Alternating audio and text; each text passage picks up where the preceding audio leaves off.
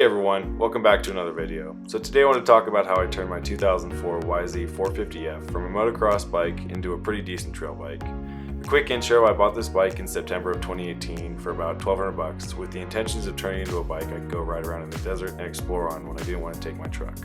It was pretty much stock when I bought it, so I had a nice clean canvas to start with. I've been building this bike for the past 6 months, and these are my personal recommendations for someone who bought a YZ with the intentions of turning it into a trail bike. Of course, there are a lot of expensive modifications you can do, but these are the top 5 budget mods that will cost about the same as buying a Rekluse Clutch in my opinion. So this top 5 list isn't in any particular order, and again, they're just my opinion. If you think I missed something or have other ideas, let me know in the comments below.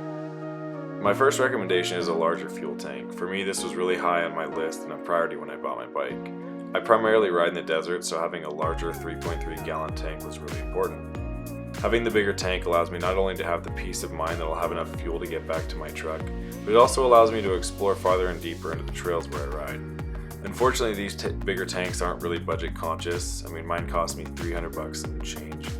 But while it does take up most of your budget, it's definitely a must-have if you're riding in the desert and want to explore more than 50 miles. Number 2 is lowering your Sprocket Gearing. For my bike, the stock gearing is 14 teeth in the front and 48 in the rear. I left my front 14 on and changed the rear to a 52. You can gear down by using larger sprockets in the rear or a smaller front sprocket. Gearing down reduces your speed and increases the final drive ratio. The final drive ratio just means how many turns the countershaft has to make in order to turn the rear wheel around once. Just kind of a fancy way of saying acceleration. A high drive ratio corresponds to having more low-end power and makes the torque more usable. It also makes tighter trails more manageable, and you're going to be much less likely to stall on these bikes. Alright, moving right along to number 3, we're going to talk about tires. Tires are a super personal choice, I've noticed. However, you should definitely consider what kind of terrain you're going to be riding when you buy a new set. I currently run a Sedona MX887 IT in the front, which was put on by the previous owner. It's held up pretty well. It's got quite a few miles on it, and it's doing real well. And then I recently just put on a Dunlop Geomax MX32 on the rear. Both these tires are the intermediate to hard packed terrain, which is great for these desert trails I'm riding. I haven't had any issues with punctures or flats. I think that's also because I'm running the ultra heavy duty tubes, front and rear. I have debated if I wanted to go to a tubeless or a moose system in the future, but since I haven't had any issues yet, I just don't feel any pressure to change it up right now. Alright, number 4 is a little bit ridiculous, but I definitely think it's worth mentioning. These bikes do not have a kickstand.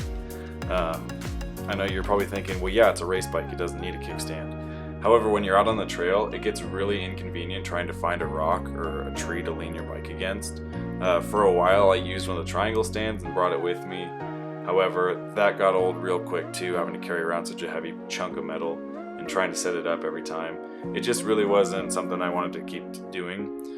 So I went online and I bit the bullet and I bought a Trail Tech billet kickstand.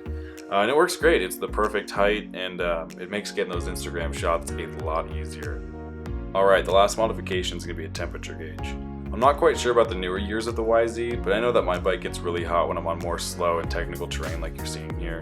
I mean, these bikes are meant to be run at full throttle, and when you're not flat out, they get warm. I have the Tusk Fender radiator cap, and in my opinion it's cheap insurance so that you don't blow your top end from overheating. I can usually feel the bike getting warm between my legs, but it's nice to be able to look down and see if it's getting too hot so I can stop before it goes bang. Like I said, it's the cheapest modification on this list, but it's definitely one of the most important if you really care about your bike. Well, that's it guys. I hope this helps you guys out and gives you an idea of how you're going to build your bike. If I missed anything or if you have any other ideas, let me know in the comments below. I always like hearing from you guys and hearing what your ideas are. Also, for you guys who watched the entire video, I'll let you in on a secret.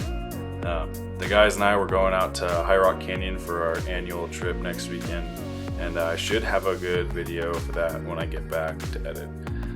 So thanks for watching. I hope you guys enjoyed it. Don't forget to subscribe, leave a comment, leave a like. Really appreciate it. Helps the channel grow. And I'll catch you next time. See you later.